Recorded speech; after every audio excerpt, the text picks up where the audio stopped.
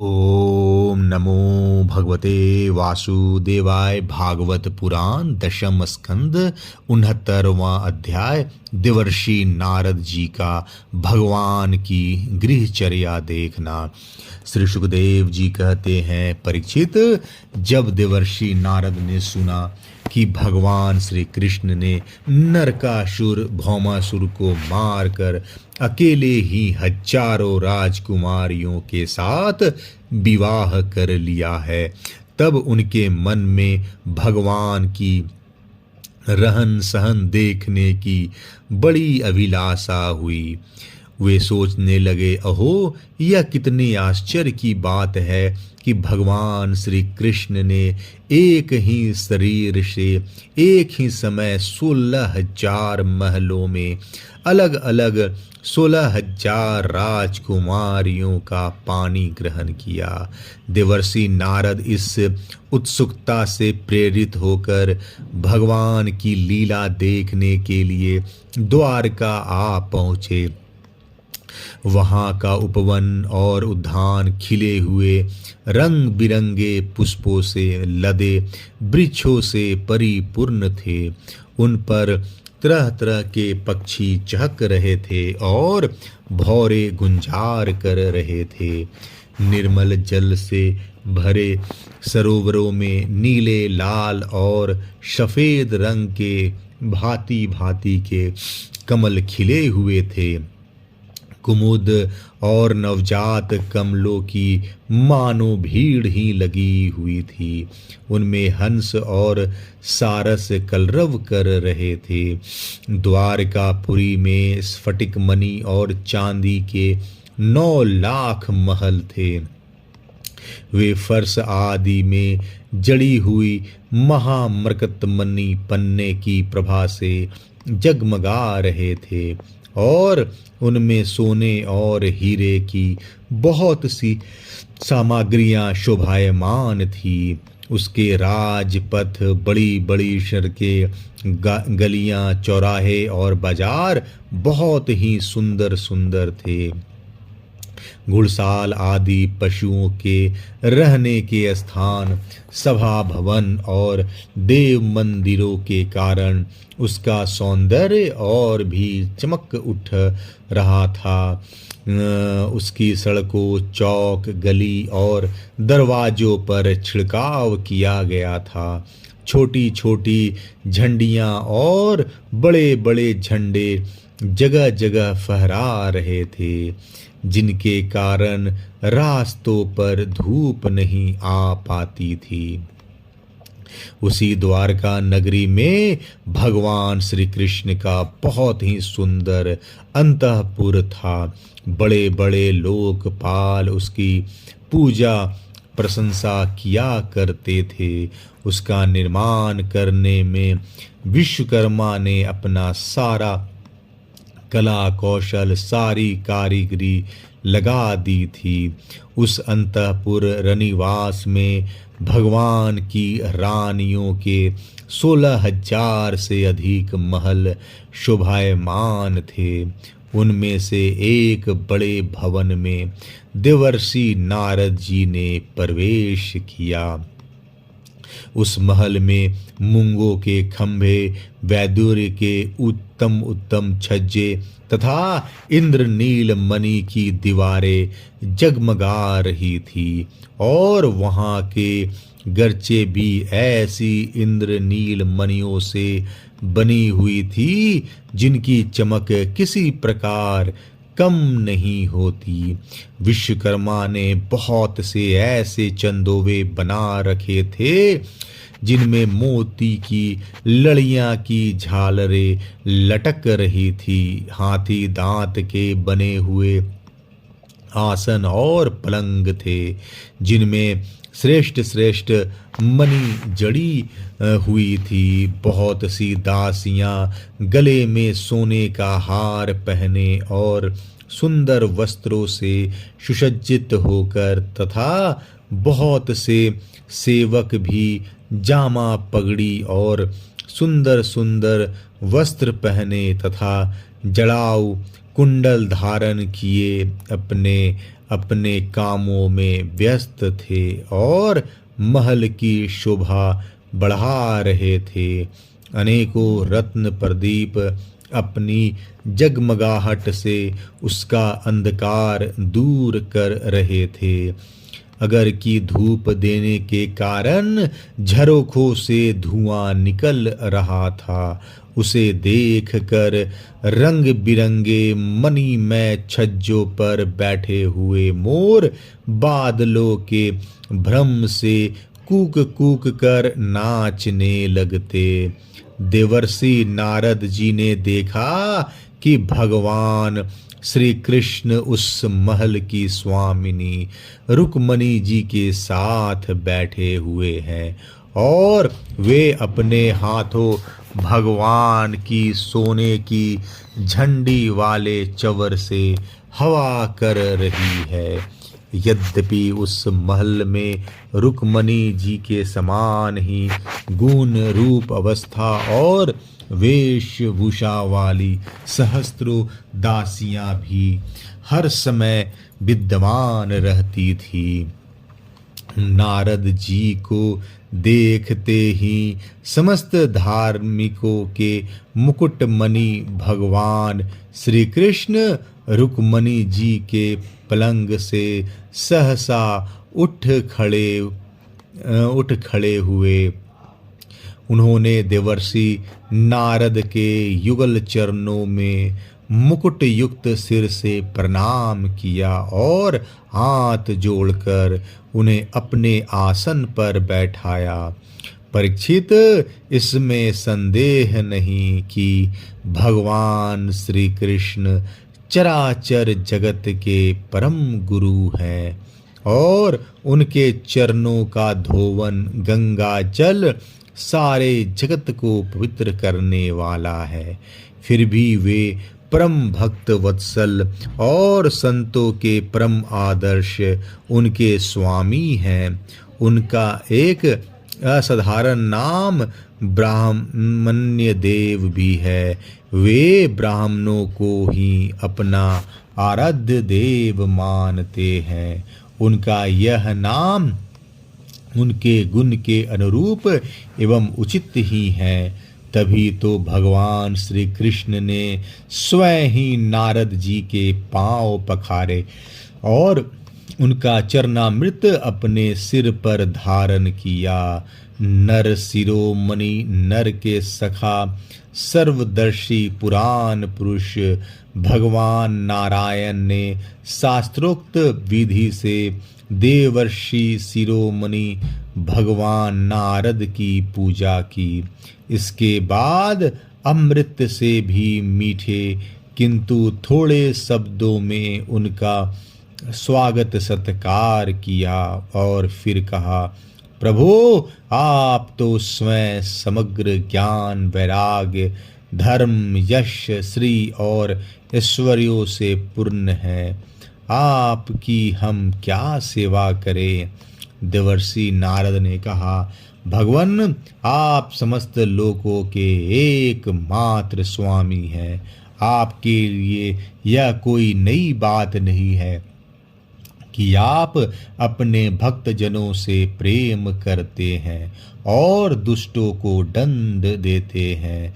परम यशस्वी प्रभु, आपने जगत की स्थिति और रक्षा के द्वारा समस्त जीवों का कल्याण करने के लिए स्वेच्छा से अवतार ग्रहण किया है। भगवान, यह बात हम भली भांति जानते हैं। यह बड़े सौभाग्य की बात है कि आज मुझे आपके चरण कमलों के दर्शन हुए हैं। आपके ये चरण कमल संपूर्ण जनता को परम साम्य मोक्ष देने में समर्थ है। जिनके ज्ञान की कोई सीमा ही नहीं है, वे ब्रह्मा, शंकर आदि सदा सर्वदा अपने हृदय में उनका चिंतन करते रहते हैं। वास्तव में वे श्री चरण ही संसार रूप कुएं में गिरे हुए लोगों को बाहर निकलने के लिए अवलंबन है। आप ऐसी कृपा कीजिए कि आपके उन चरण कमलों की स्मृति सर्वदा बनी रहे और मैं चाहे जहाँ जैसे रहूं उनके ध्यान में तन्मय रहूं। परीक्षित, इसके बाद देवर्षि नारद जी योगेश्वरों के भी ईश्वर भगवान श्री कृष्ण की योग माया का रहस्य जानने के लिए उनकी दूसरी पत्नी के महल में गए। वहां उन्होंने देखा कि भगवान श्री कृष्ण अपनी प्राण प्रिया और उद्धव जी के साथ चौसर खेल रहे हैं। वहाँ भी भगवान ने खड़े होकर उनका स्वागत किया, आसन पर बैठाया और विविध सामग्रियों द्वारा बड़ी भक्ति से उनकी अर्चा पूजा की। इसके बाद भगवान ने नारद जी से अनजान की तरह पूछा, आप यहाँ कब पधारे? आप तो परिपूर्ण आत्मा राम हैं, आप काम हैं और हम लोग हैं अपूर्ण। ऐसी अवस्था में भला हम आपकी क्या सेवा कर सकते हैं? फिर भी ब्रह्म स्वरूप नारद जी, आप कुछ न कुछ आज्ञा अवश्य कीजिए और हमें सेवा का अवसर देकर हमारा जन्म सफल कीजिए। नारद जी यह सब देख सुनकर चकित और विस्मित हो रहे थे। वे वहां से उठकर चुपचाप दूसरे महल में चले गए। उस महल में भी देवर्षि नारद ने देखा कि भगवान श्री कृष्ण अपने नन्हे नन्हे बच्चों को दुलार रहे हैं। वहां से फिर दूसरे महल में गए तो क्या देखते हैं कि भगवान श्री कृष्ण स्नान की तैयारी कर रहे हैं। इस प्रकार देवर्षि नारद ने विभिन्न महलों में भगवान को भिन्न भिन्न कार्य करते देखा। कहीं वे यज्ञ कुंडों में हवन कर रहे हैं तो कहीं पंच महायज्ञों से देवता आदि की आराधना कर रहे हैं। कहीं ब्राह्मणों को भोजन करा रहे हैं तो कहीं यज्ञ का विशेष स्वयं भोजन कर रहे हैं। कहीं संध्या कर रहे हैं तो कहीं मौन होकर गायत्री का जप कर रहे हैं। कहीं हाथों में ढाल तलवार लेकर उनको चलाने के पैतरे बदल रहे हैं। कहीं घोड़े, हाथी अथवा रथ पर सवार होकर श्री कृष्ण विचरण कर रहे हैं। कहीं पलंग पर सो रहे हैं तो कहीं बंदी जन उनकी स्तुति कर रहे हैं।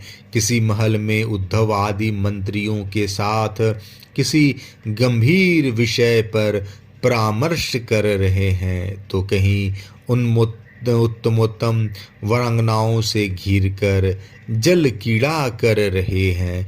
कहीं श्रेष्ठ ब्राह्मणों को वस्त्राभूषण से सुसज्जित गौओं का दान कर रहे हैं तो कहीं मंगलमय इतिहास पुराणों का श्रवण कर रहे हैं। कहीं किसी पत्नी के महल में अपनी प्राण प्रिया के साथ हास्य विनोद की बातें करके हंस रहे हैं तो कहीं धर्म का सेवन कर रहे हैं। कहीं अर्थ का सेवन कर रहे हैं, धन संग्रह और धन वृद्धि के कार्य में लगे हुए हैं तो कहीं धर्मानुकूल गृहस्थोचित विषयों का उपभोग कर रहे हैं। कहीं एकांत में बैठकर प्रकृति से अतीत पुराण पुरुष का ध्यान कर रहे हैं तो कहीं गुरुजनों को इच्छित भोग सामग्री समर्पित करके उनकी सेवा शुश्रूषा कर रहे हैं। देवर्षि नारद ने देखा कि भगवान श्री कृष्ण किसी के साथ युद्ध की बात कर रहे हैं तो किसी के साथ संधि की। कहीं भगवान बलराम जी के साथ बैठकर सप्त पुरुषों के कल्याण के बारे में विचार कर रहे हैं। कहीं उचित समय पर पुत्र और कन्याओं का उनके सदृश पत्नी और वरों के साथ बड़ी धूमधाम से विधिवत विवाह कर रहे हैं। कहीं घर से कन्याओं को विदा कर रहे हैं तो कहीं बुलाने की तैयारी में लगे हुए हैं। योगेश्वर भगवान श्री कृष्ण के इन विराट उत्सवों को देखकर सभी लोग विस्मितचकित हो जाते थे। कहीं बड़े बड़े यज्ञों द्वारा अपनी कला रूप देवताओं का यजन पूजन और कहीं कुएं, बगीचे और मठ आदि बनवाकर इष्टपूर्त धर्म का आचरण कर रहे हैं। कहीं श्रेष्ठ यादवों से घिरे हुए सिंधु देशीय घोड़े पर चढ़कर मृग्या कर रहे हैं और कहीं प्रजा में तथा अंतःपुर के महलों में वेश बदलकर छिपे रूप से सबका अभिप्राय जानने के लिए विचरण कर रहे हैं। क्यों न हो, भगवान योगेश्वर जो हैं परीक्षित, इस प्रकार मनुष्य की सी लीला करते हुए हर्षिकेश भगवान श्री कृष्ण की योग माया का वैभव देख कर देवर्षि नारद जी मुस्कुराते हुए उनसे कहा, योगेश्वर आत्मदेव, आपकी योग माया ब्रह्मा जी आदि बड़े बड़े मायावियों के लिए भी अगम्य है, परंतु हम आपकी योग माया का रहस्य जानते हैं, क्योंकि आपके चरण कमलों की सेवा करने से वह स्वयं ही हमारे सामने प्रकट हो गई है। देवताओं के भी आराध्य देव भगवान 14 भुवन आपके सुयस्य से परिपूर्ण हो रहे हैं। अब मुझे आज्ञा दीजिए कि मैं आपकी त्रिभुवन पावनी लीला का गान करते हुए उन लोकों में विचरण करूं। भगवान श्री कृष्ण ने कहा, देवर्षि नारद जी, मैं ही धर्म का उपदेशक, पालन करने वाला और उसका अनुष्ठान करने वालों का अनुमोदन करता भी हूँ। इसलिए संसार को धर्म की शिक्षा देने के उद्देश्य से ही मैं इस प्रकार धर्म का आचरण करता हूँ।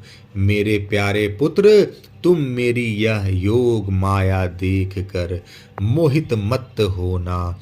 श्री सुखदेव जी कहते हैं, इस प्रकार भगवान श्री कृष्ण गृहस्थों को पवित्र करने वाले श्रेष्ठ धर्मों का आचरण कर रहे थे।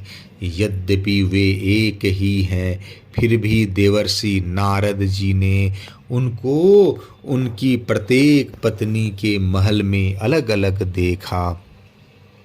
भगवान श्री कृष्ण की शक्ति अनंत है। उनकी योग माया का परम ऐश्वर्य बार बार देख कर देवर्षि नारद के विस्मय और कौतूहल की सीमा न रही। द्वारिका में भगवान श्री कृष्ण गृहस्थ की भांति ऐसा आचरण करते थे मानो धर्म, अर्थ और काम रूप पुरुषार्थों में उनकी बड़ी श्रद्धा हो। उन्होंने देवर्षि नारद का बहुत सम्मान किया। वे अत्यंत प्रसन्न होकर भगवान का स्मरण करते हुए वहां से चले गए। राजन, भगवान नारायण सारे जगत के कल्याण के लिए अपनी अचिंत्य महाशक्ति योग माया को स्वीकार करते हैं और इस प्रकार मनुष्यों की सी लीला करते हैं। द्वारकापुरी में 16,000 से भी अधिक पत्नियां अपनी सल्लज और प्रेम भरी चित्तवन और तथा मंद मंद मुस्कान से उनकी सेवा करती थी और वे उनके साथ विहार करते थे। भगवान श्री कृष्ण ने जो लीलाएं की हैं उन्हें दूसरा कोई नहीं कर सकता। परीक्षित, वे विश्व की उत्पत्ति, स्थिति और प्रलय के परम कारण हैं। जो उनकी लीलाओं का गान श्रवण तथा गान श्रवण करने वालों का अनुमोदन करता है, उसे मोक्ष के मार्ग रूप भगवान श्री कृष्ण के चरणों में परम प्रेममयी भक्ति प्राप्त हो जाती है। 69वां अध्याय समाप्त। जय श्री कृष्ण।